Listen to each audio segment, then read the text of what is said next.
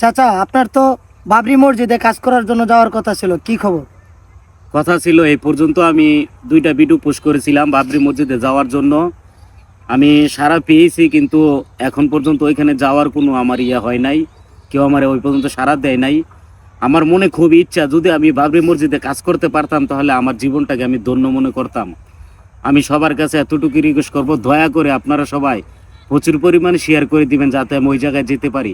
আমি ঘুমাইলেও স্বপ্ন দেখি যে আমি বাবরি মসজিদে কাজ করতেছি। আমাদের মুসলমান ভাইয়েরা প্রত্যেকটি লোকে এক একটা করে ইট মাথায় করে এনে বাবরি মসজিদের মাঠ ভরে দিয়েছে। আমার খুবই ইচ্ছা আমি ওই জায়গায় কাজ করার।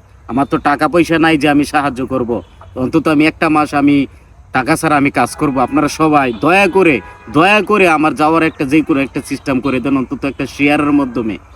আমি সবার কাছে একটা শেয়ার চাই।